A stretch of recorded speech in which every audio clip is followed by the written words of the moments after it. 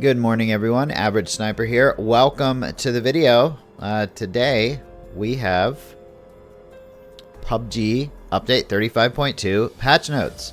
So let's see what's new. Sit back, relax, smack that like button, and as always, if you prefer to read the patch notes yourselves, there will be a link in the video description. Alright, so we've got 35.2 update highlights, but it looks like they put a little video for us to watch. So let's pause the gameplay on the side and let's watch this video. More steps toward unifying your Battlegrounds experience. More steps toward unifying your Battlegrounds experience. Destructible terrain on Tago. And a new way to hide your vehicles. All this and more as we dive into the Update 35.2 patch report. First up, we're continuing to work toward unifying your Battlegrounds experience. This update adds vending machines, previously a Miramar exclusive, to Erangel and Tago. You can also keep an eye out for medical vending machines that distribute first aid kits, bandages, and med kits. All these machines still have their chance at a jackpot, so test your luck when you run into one. In addition to this, Erangel is also getting Tago's destructible pots. Breaking these has a chance to give boosts, healing items, throwables, and even secret room keys. So embrace your inner Link and smash away. And speaking of destroying stuff, destructible terrain and the red zone have made their way to Tago. As before, explosives and the Panzerfaust will alter the terrain they hit, adding a bit more realism to that big cool explosion. We've also added the pickaxe to the map for those who'd rather dig their trench a little more discreetly. For now, destruction on Tago will only affect terrain, so don't worry about the building you're in caving down on top of it. And on the topic of discreetness, you can now find vehicle camo netting on Erangel and Miramar. Deploying the camo netting to your vehicle will help it to blend in with the terrain around it, making it harder for enemies to see while obscuring tire positions. We've also toned down C4 a little by making it a deployable weapon that requires 4 seconds to set.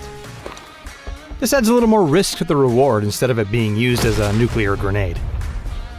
There's also a new Survivor Pass, enhancements made to the inflatable boat, some improvements to the flare gun's UX, and lots more info about everything else we talked about. So be sure to check out the patch notes for full details. Update 35.2 is here, so pack your favorite explosives and get ready for a little light terraforming on Tago. Just make sure you hide your getaway vehicle from the other survivors. We'll see you on the Battlegrounds.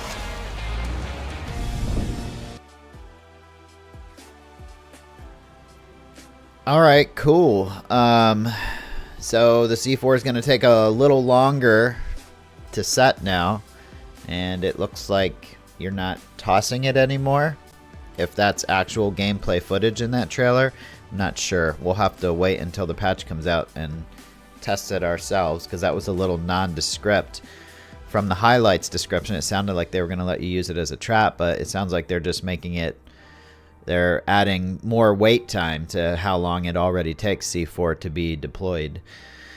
The car netting actually looks really cool. The destructible terrain. Alright, let's talk about that briefly before we look at the rest of the patch notes. The destructible terrain might be kind of a problem because it caused major lag and stuttering on Sandhawk that they still haven't fixed. And I'm just saying off the top of my head, it's been like 4 or 5 months since destructible terrain came out. Maybe more, I don't know. I've been losing track of time for a while now. But the map is still super stuttery because of the destructible terrain. So if they're going to bring the destructible terrain to other maps, they need to find out why it's causing these performance issues, even for people with really good graphics cards and hardware. I don't want all the maps to feel super laggy and stuttery. That could be a major problem. Other than that, I have nothing to say. Let's move on with the rest of these patch notes and see what else is new.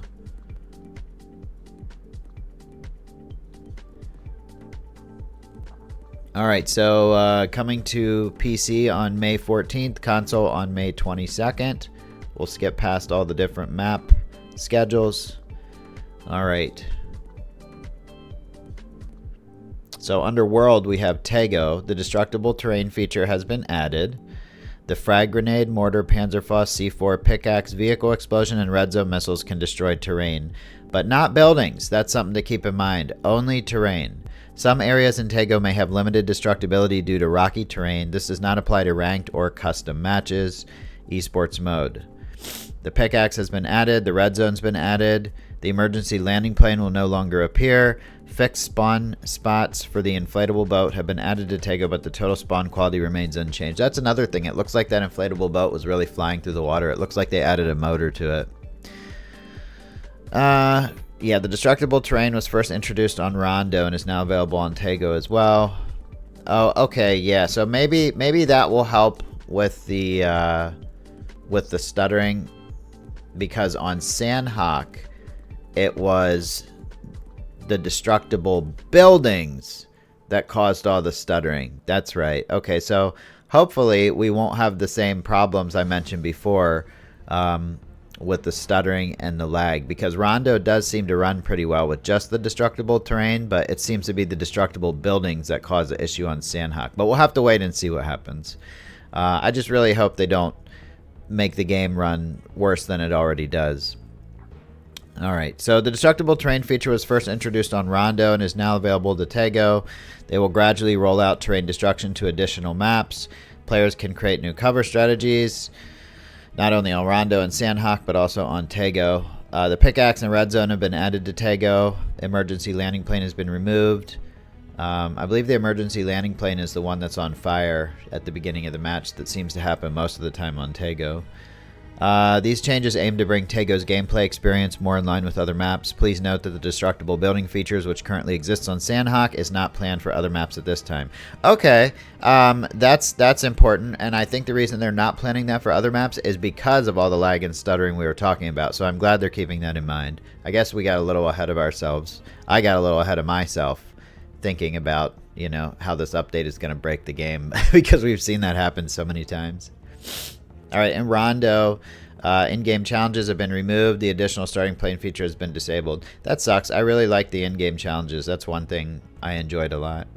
The bunny baskets have been removed, and that's it under World. Under Gameplay, the vehicle camo netting. Introducing the vehicle camo netting, a new item that adds a strategic layer to vehicle play. So basically, this covers up your vehicle so it blends in more. But this will only work for a short amount of time, because the only people that aren't going to know about this are people that don't watch update videos or read update patch notes. So there will be, it might work for a couple weeks, but then every player in the game is going to know that's what a vehicle looks like when it's covered.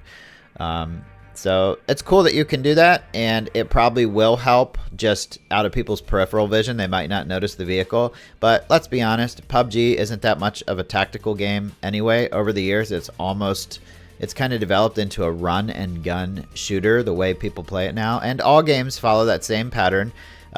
They start out as one thing and slowly evolve into something totally different. PUBG doesn't seem to be much about stealth anymore, unless you can guess where the zone's going to be and just sit in a building the whole time, which in my opinion is kind of boring. But hey, if that's how you like to play, that's how you like to play. I just don't think this this car camo is going to change the game too much, but it is cool that they're adding it. So I guess it spawns in on Erangel and Miramar. It's available in normal match, arcade, and custom mode, and it does not apply to esports mode. Now under objects, we have vending machines have been added to Erangel and Tego. So that's cool. The vending machines used to only be on Miramar, and you could get boosts out of them, and that's about it. Now we have bandages, first aid kits, and med kits can be obtained from medical vending machines. Just like the boost vending machine, it can sometimes drop a bunch of healing items at once, and it usually sets off an alarm when it does that. I don't use it that much, but I remember it does that. They're in major buildings, and it's one of the two types spawns at random. So it's either going to be a medical or a boost vending machine. Imagine if you went to Walmart and they had a vending machine with energy drinks and painkillers. That would be ridiculous. Destructible pots have now been added to Erangel. That's pretty cool. I like shooting those things. It's oddly satisfying to shoot the pots. Great way to practice your recoil in a match.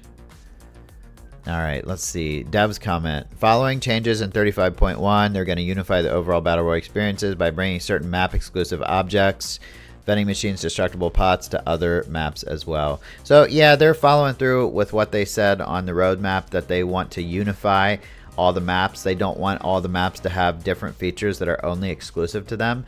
So in the future, we will see more things like this happening, where map exclusive features and content become available on all the maps.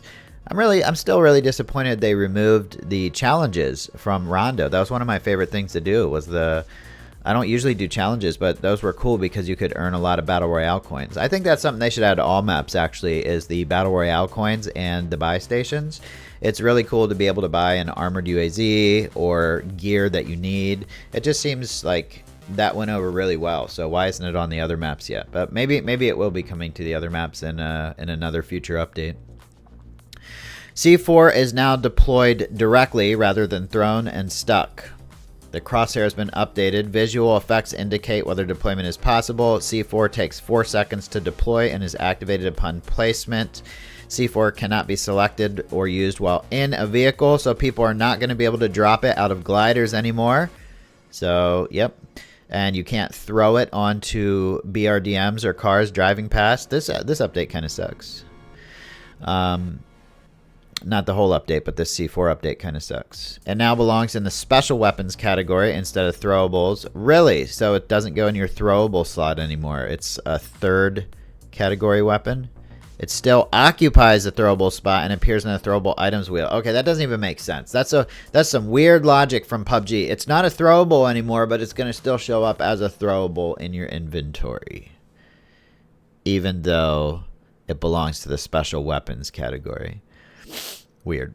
When multiple players are eliminated simultaneously by a C4 explosion within its effective range, the player farther from the C4 will now place higher. Okay. Inflatable boat. They've improved it. Maximum speed has been increased. One player rowing in one slot, 20 kilometers to 25. With 2 through 4 sprint tapping, approximately 50 to 60 kilometers per hour. Wow, that's going to be a really fast rowboat, maybe even unrealistically fast. Yeah, well, I don't know how much longer that weapon is even going to last in the game. What's going on over here? Am I fist fighting somebody in the bonus clips? Huh, that's funny. All right, so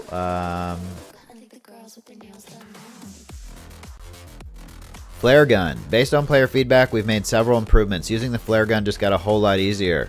The tooltip for the flare gun has been updated to more accurately describe its functionality. The crosshair has been improved to indicate whether an airdrop can be called while aiming at the sky. It now turns yellow when aiming at a valid angle. When using the flare gun or successfully calling in a special airdrop, related info will be displayed via radio messages. It's about time. I can't tell you how many people in my chat ask how to use the flare gun. Like, it should be way more obvious than it is when and where and what you're going to get from using the flare gun, because so many people waste their flares not knowing how to use it properly. Like, it should just work. It shouldn't be so complicated. I mean, I'm glad they added the tooltips and everything, but just make it work normal, you know? Come on. The Zipline's gun's crosshair now more clearly indicates whether you can fire. They improved the same language team feature. They updated the Hunters and Archivist chests for some cool 1920s and 30s beachwear, it looks like. Summer Bikini 2024. Custom match changes with destructible terrain, vehicle camo netting, and previously used for custom matches lobbies term has been updated. Survivor Pass. There's a brand new Survivor Pass for update 35.2.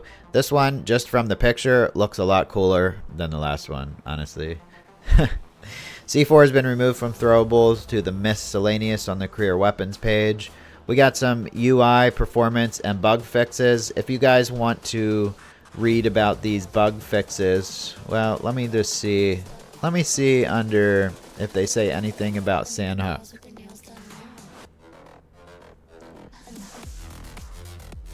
Should be under performance. Optimize character animation. Optimize debris processing during building destruction to reduce hitching issues. They've been trying to fix Sandhawk forever. I don't know if they're going to do it, but hopefully this will be the last time. We'll still be talking about it later. Then we just have a bunch of minor bug fixes. Again, the link to this update is in the video description. Not a major, I mean, it's a big update, but I don't think there's anything in this that's absolutely game-changing. People just might be frustrated that they can't throw the C4 out of gliders anymore. Other than that, it looks like positive changes. They're continuing to update the games and consolidate features that are map-specific. So, yeah, hopefully this is good. Hopefully it doesn't break anything, and hopefully the destructible terrain on Taego doesn't cause a lot of stuttering and graphical gameplay issues. Let me know what you guys have to say in the comments. I hope you enjoyed this update video, and I will see you guys on the Battlegrounds. Later.